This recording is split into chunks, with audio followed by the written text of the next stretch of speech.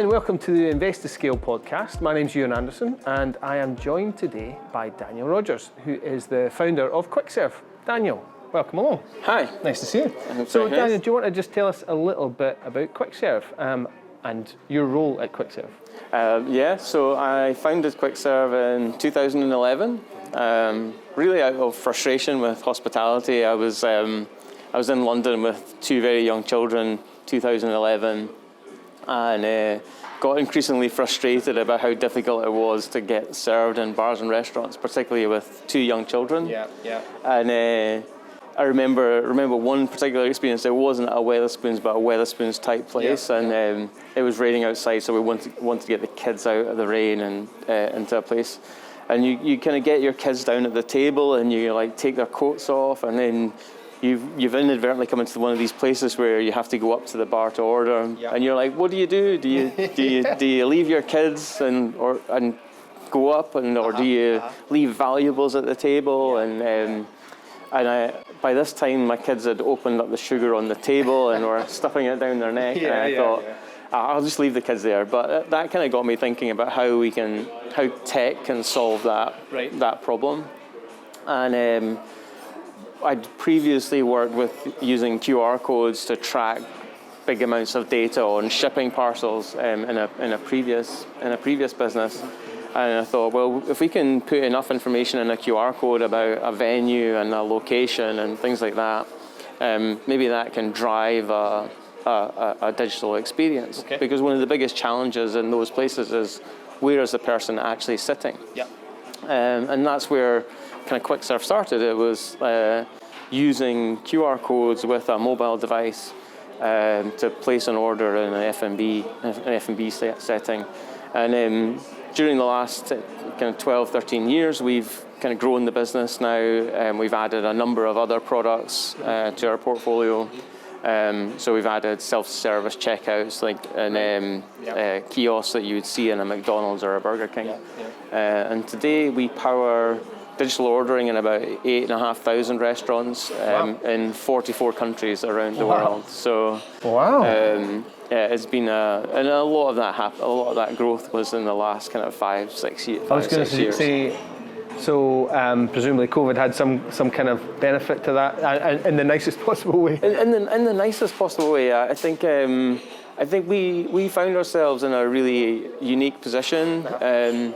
First of all, I think it was incredibly destabilizing because for everybody, and even in our business, we didn't actually know what was going to happen. We knew that hospitality was going to be severely impacted. What we didn't realize was just how much of a lifeline technology was going to be to operators during that time. And having spent 7 years trying to extol the virtues of QR code ordering in bars and restaurants, and getting lots of pushbacks and like operators looking at me like I had two heads. You want to put one of these square bracket things on a table? And I'm not doing that. I'm not doing that. Not for us. To a situation where actually they were left with no choice. Digital became the only way for restaurants to survive.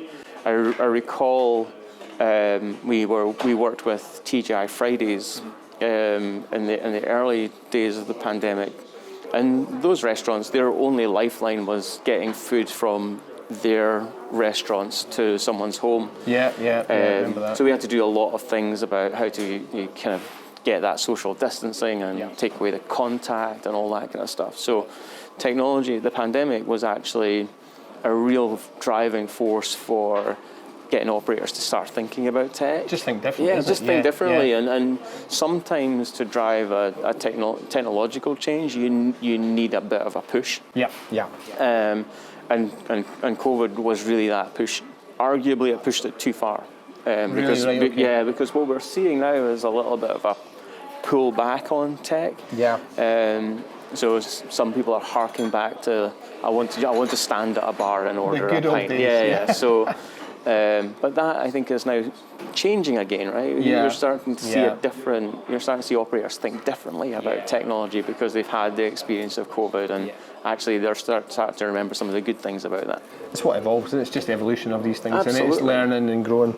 So QuickServe has had some good news in the last couple of weeks, really. So do you want to tell us a little bit about that? So we just exited to the Access Group. Yep. The Access Group is one of the UK's largest software businesses, and they operate globally. They have a number of divisions, so they work in HR, payroll software, lots of different kinds of software, financial. But one of their divisions is hospitality. Right.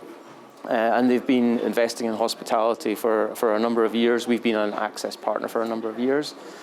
And last year we took a decision to see if we could find a partner that QuickServe could go forward with.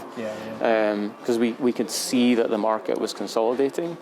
And Access were one of the logical people for us to approach. And successfully went through that deal process. Challenging as it was. Yes, I can imagine. It was a very good process. They are an acquisition machine. I mean, I believe they're at acquisition number 119 or 120. Wow. Right. So they're well versed at doing this. It's about 50% of their employees, of which there are 7,000, have actually come from acquisitions. Really?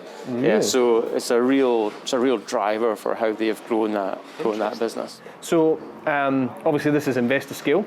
Yes. So do you want to tell us just a little bit about your investment journey? So obviously you would have taken in funding as you're going through.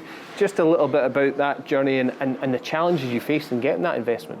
Yeah, I mean, I think the market is much more challenging now, for sure. I'm not saying ours was easy, but we probably went through a very traditional Scottish startup journey. So friends and family to kick off, and then into kind of the angel syndicate. And we kind of stepped up through there. So basically we started at Equity Gap, and then Par joined us a couple of years later. Ultimately, Maven Capital came in 2016, and then that's been our kind of steady state since then. So we've kind of, those guys have supported us all the way through our journey. As well, absolutely. So we've kind of stayed in the kind of the Scottish investment ecosystem. Have you? Right. Okay. Yeah. We had bits and pieces of external, so individuals from, like, I've got an individual who's Canadian who's invested in us, and a few other bits and pieces, but largely has been those three core investors and heavily supported by the Scottish government, the stuff the Scottish government does as well. So match funding, SIB, all of that stuff have really been a huge support, and having that backup to support private investors, I think really helped us. That's definitely helped you on your journey? 100%. Even back at the early days where the Par Equity and Equity Gap are match fund partners, so we were able to raise a certain amount from Equity Gap that was then matched by Scottish Enterprise. So it kind of almost was multiplying what the private investors could do, which meant we could do more in the early days. Not as much as we would have liked, for sure. I mean, if we were an American company, it would have been probably a big injection of cash, and then. So talk to me a wee bit about that. Now, what is the difference? Why is there a difference now? Is it the levels of investment here, or is it actually about a mindset, or what do you think it is? I think it's a bit of both. I think, and we spend a lot of time in the US, and I think there's a different perspective of how US investors look at startups, and I think they have more of a fail fast mentality.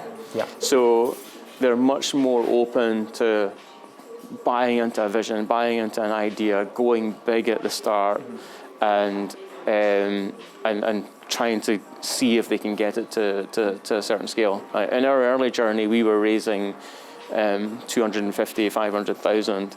There were businesses doing similar things to us in the US all the way back in 2013. They were raising $5-10 million to our kind of like 10th of that. So were you asking for more, or was there just not the money here to give you that? Because you're right, I mean, it's the same product.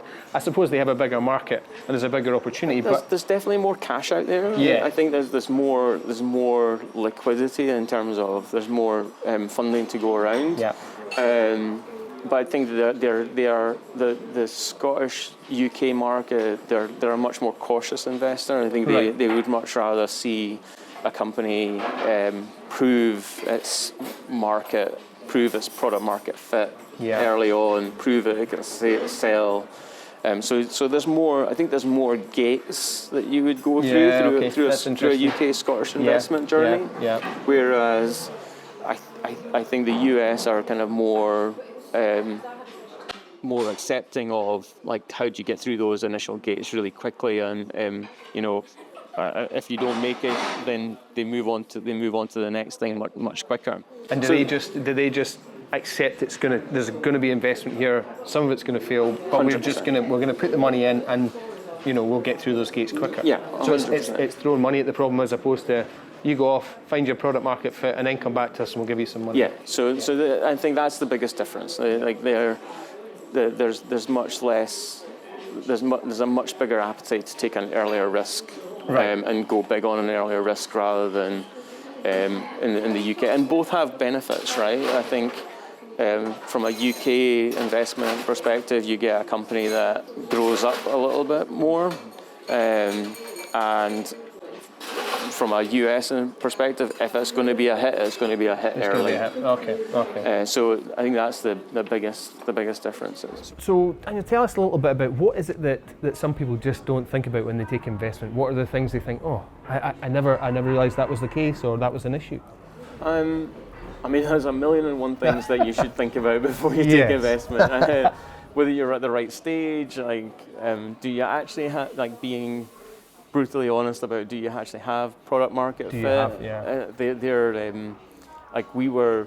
Being completely honest, we were really early. Right. I think that point about looking at me like I had two heads when I said people want to order with their mobile phone is actually really valid. We were creating something. Yeah. Almost creating a market. Almost creating a market. Yeah. And the vision paid off, and it's ubiquitous now. But there's a timing element to when you would want to take investment. So long as you go in eyes wide open, I think most of the time you're going to be okay. Yeah. If you go in thinking it's easy money and I get the money and I can just go away and do it. Yeah. There's a whole level of oversight that comes with each step up in the investment ladder. You need to be prepared for that. You need a level of sophistication that the business needs to grow up during those things.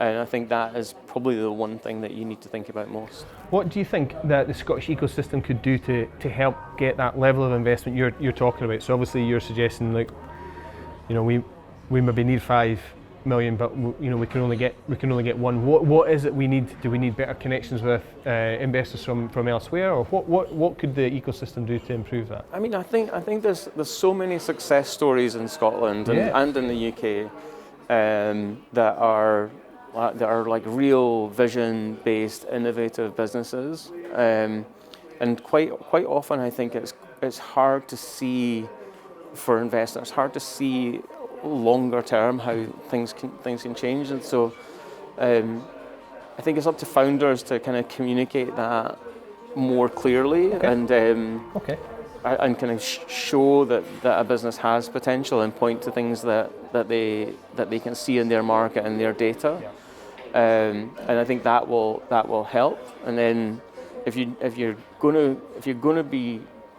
need 5 million, then shoot for 5. Yeah. I absolutely believe if you need 5, shoot for 5, because you're going to end up somewhere. The thing about the thing about a business plan or a forecast is you can change it, right? Yeah. You're trying to fund a £5 million journey.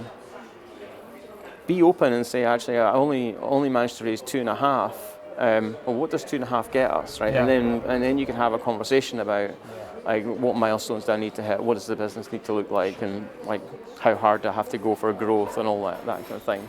And some of it might work and some of it might not. Yeah. It could easily backfire on you. Backfired on us a little bit. It is. So, Yeah. but I think you've got to got to get to a stage where you've got to go for it and do what you can with what you get. With what you can get. Yeah. Okay. So what's next for QuickServe and what's next for Daniel? Oh, what's next for me? So my job's not finished. I'm still hugely passionate about tech and hospitality, and we've got a lot to do in QuickServe still, which I'm super excited about. I was talking at a welcome event this week, Right. where the Access group came up, and I was like, we've been fighting like a little battalion out of Scotland, trying to take on the world in 44 countries. And like we've been fighting all these little battles all over the place, and dividing our resources, and we've made amazing progress. Right, we've won lots, but now it feels like we've got a massive army behind us. Right, and that is super exciting. I can start to see some opportunities around acquisitions that Access could then make that would be acquisitions that I would have loved to have made if I was still on my own. Right. So I'm going to ride the coattails of that and then go on that exciting journey and see where it goes from there. Sounds really good. Thank you very much for your time today. I Thank you appreciate very that. much. That's great. I really appreciate it.